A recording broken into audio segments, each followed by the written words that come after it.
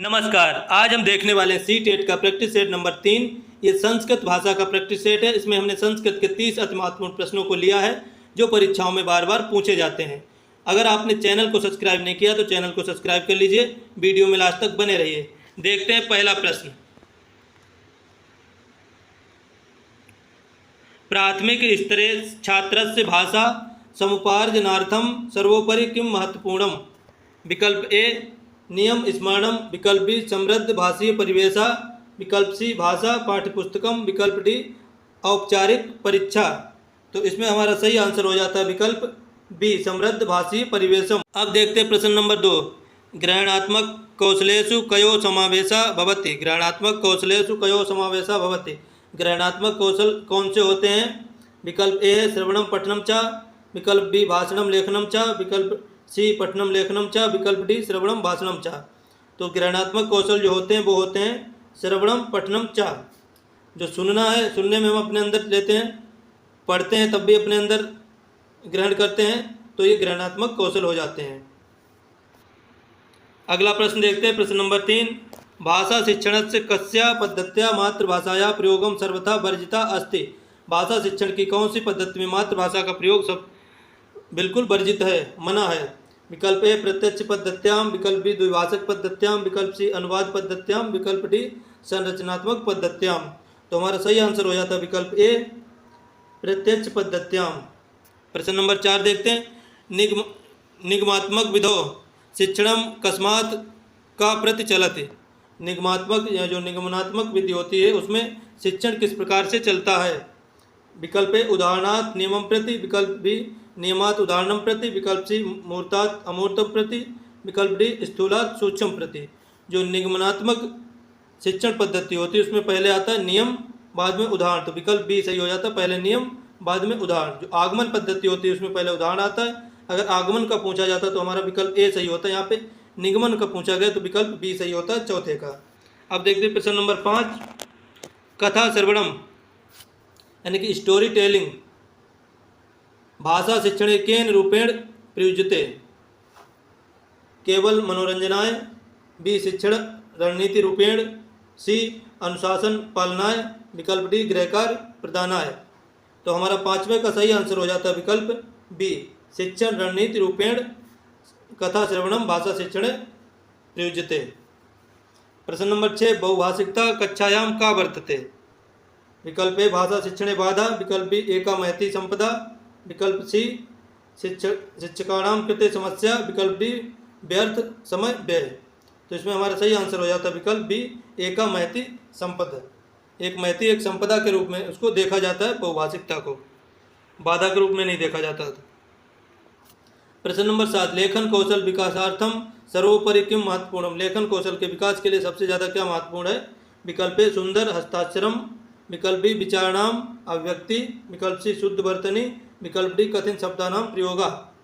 तो 7वें का हमारा सही आंसर हो जाता है विकल्प बी विचारणाम अभिव्यक्ति। लेखन कौशल का जो सबसे महत्वपूर्ण लेखन कौशल के विकास के लिए सबसे महत्वपूर्ण होता है विचारणाम विचारों की अभिव्यक्ति।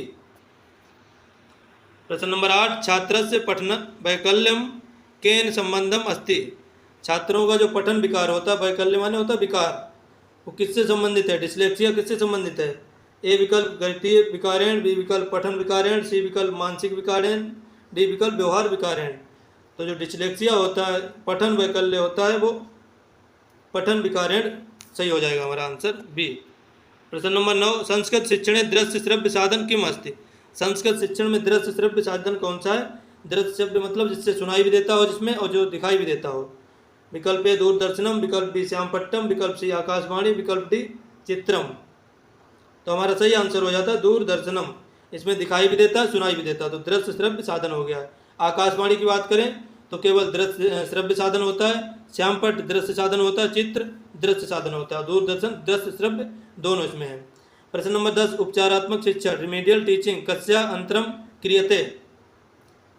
विकल्प ए निदानात्मक परीक्षणस्य, विकल्प बी वार्षिक परीक्षाया, विकल्प सी प्रवेश परीक्षाया, विकल्प डी गृहकार्यस्य। तो हमारा सही आंसर हो जाता है निदानात्मक परीक्षणस्य अंतरम क्रियते। प्रश्न नंबर 11। सतत एवं व्यापक मूल्यांकनम यानी सीसी केन संबंधम अस्ति? सतत और व्यापक मूल्यांकन किससे संबंधित है? प्रश्न नंबर ए केवल पाठ्यपुस्तकेन, विकल्प नंबर 2 छात्राणाम सर्वांगीण विकासेन, विकल्प सी केवल परीक्षा अंक, विकल्प डी शिक्षकस्य मूल्यांकनेन। तो सही आंसर होता है छात्राणाम सर्वांगीण विकासेन संबंधम अस्ति। प्रश्न नंबर 12 भाषा अनुकरणेन शिक्षते इति कस्य वैज्ञानिकस्य विचारा। भाषा अनुकरण से आती है, ये किसका विचार है? ए विकल्प स्किनर, बी विकल्प चोम्स्की, बी सी विकल्प वाइगोत्स्की, डी विकल्प पियाजे। तो ये कथन है चोम्स्की का, भाषा विकास संबंधित। अब देखते हैं अगला प्रश्न, प्रश्न नंबर 13 भाषाया LAD अवधारणा केन दत्ता। भाषा की जो LAD लैंग्वेज एक्विजिशन डिवाइस, ये अवधारणा किसने दी है? तो ए विकल्प नोम चोम्स्की, बी विकल्प BF स्किनर, सी विकल्प जीन पियाजे, डी विकल्प पावलोव। तो ये किसने दिया है? तो ये दिया है नोम चोम्स्की ने, विकल्प ए सही हो जाता है। प्रश्न नंबर 14 व्याकरण शिक्षण से सर्वोत्तम विधि का मान्य थे।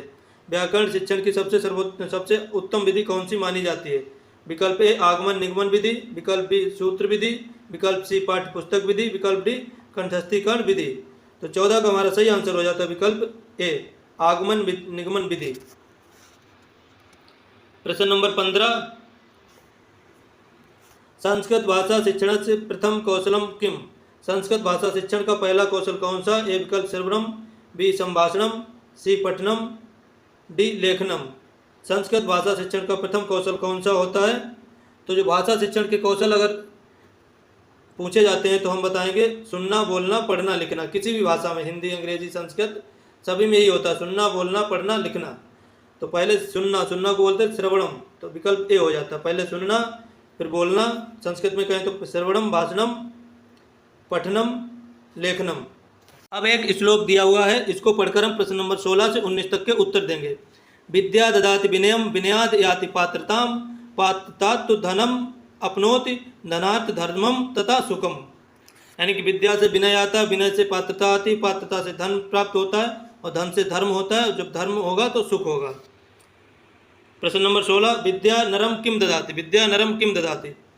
ए धनम, बी विनयम, सी सुखम, डी धर्मम। तो सही आंसर हो जाएगा बी विनयम। विद्या नरम विनयम ददाति। प्रश्न नंबर 17 पात्रतात् इति पदे विभक्ति। ए तृतीया, बी चतुर्थी, सी पंचमी, डी षष्ठी।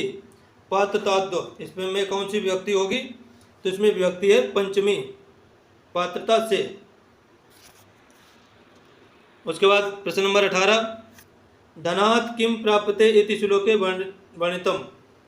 विनया, धर्मा, अहंकारा, अज्ञानम। तो 18 का हमारा सही आंसर हो जाता है बी। धन से क्या प्राप्त होता है? धन से हम धर्म को प्राप्त कर सकते हैं, ऐसा श्लोक में वर्णित है। क्योंकि धन होगा तभी तो हम धार्मिक कार्य कर पाएंगे, धन नहीं होगा तो कोई भी धार्मिक कार्य संपन्न नहीं कर सकते हैं। 19 नंबर प्रश्न आपनोत इति क्रियापदे का लकारा अस्ति। आपनोत इति क्रियापदे का लकारा अस्ति। लट लकारा, लट लकारा, लंग लकारा, लोट लकारा। तो 19 का हमारा सही हो जाता है विकल्प ए लट लकारा।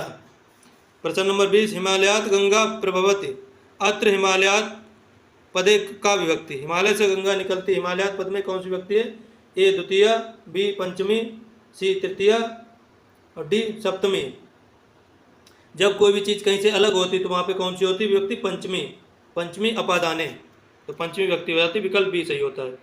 प्रश्न नंबर 21 सज्जना इत पद से संधि विच्छेद का भविष्य। सज्जन पद का संधि विच्छेद क्या होगा? सत प्लस जना, बी सम प्लस जना, सी सच प्लस जना, डी सा प्लस जना। तो सही विकल्प हमारा ए सत प्लस जना बराबर सज्जना।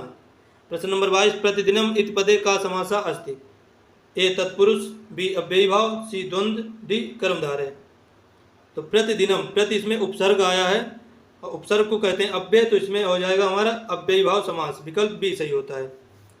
प्रश्न नंबर 23 देखते हैं पठित्वा इत पदे का प्रत्यय वर्तते। पठित्वा में कौन सा प्रत्यय लगा हुआ? ए तुमुन, बी कत्वा, सी ल्यप, डी छात्र। तो पठित्वा इसमें त्वा आया है तो इसमें प्रत्यय होगा कत्वा।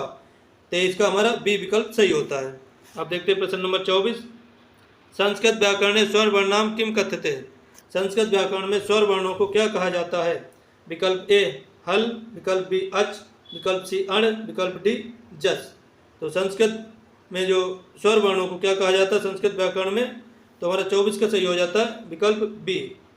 स्वरों को कहा जाता है अच और व्यंजनों को कहा जाता है हल। प्रश्न नंबर 25, गंगोदकम इति पदस्य संधि विच्छेद का। गंगोदकम पद में संधि विच्छेद क्या होगा इसका? ए विकल्प गंगा प्लस उदकम, बी विकल्प गंग प्लस उदकम, सी विकल्प गंगो प्लस दकम, विकल्प डी गंगा प्लस ओदकम।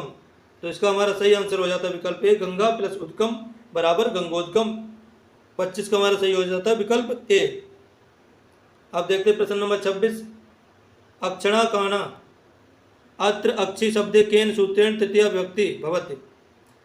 ए विकल्प साधकतम कारणम, बी विकल्प एनांग विकारा, सी विकल्प संयुक्ते प्रधाने, डी विकल्प इत्थम भूत लक्षणे।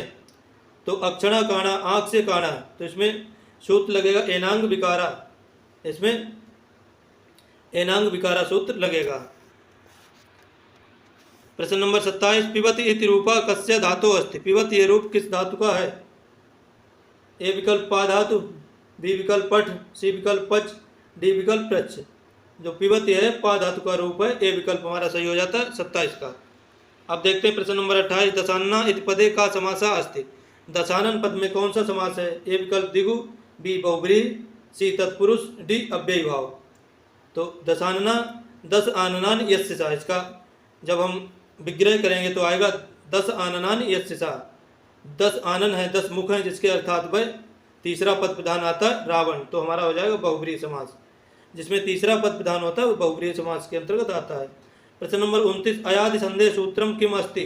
अयाद संधि का सूत्र क्या है? एचो अव्यावा, बी आद गुणा, सी इको यणचि, डी आकाश वर्णे दीर्घा।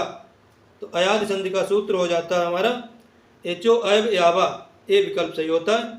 आद गुणा गुण संधि का सूत्र है, आकाश वर्णे दीर्घा दीर्घ संधि का सूत्र है, इको यणचि ये यण संधि का सूत्र है। आगे देखते हैं प्रश्न नंबर 30, आखिरी प्रश्न, सर्वनाम शब्द से उदाहरणम किम अस्ति। सर्वनाम शब्द का उदाहरण कौन सा है? ए विकल्प रामः, बी विकल्प सह, सी विकल्प गच्छति, डी विकल्प पुस्तकम। तो इसका उदाहरण कौन सा है? तो इसका उदाहरण हो जाएगा सह, लेकिन इसमें थोड़ा मिस्टेक है, सह लिखा है, सह नहीं होगा, सह गलत है, इसमें हो जाएगा सह। सह माने वह हो जाएगा, ये सर्वनाम होता है सह। आशा करता हूँ आपको वीडियो पसंद आया होगा। चैनल को सब्सक्राइब कर लीजिए, जुड़े रहिए हमारे साथ अपने नॉलेज को बढ़ाने के लिए।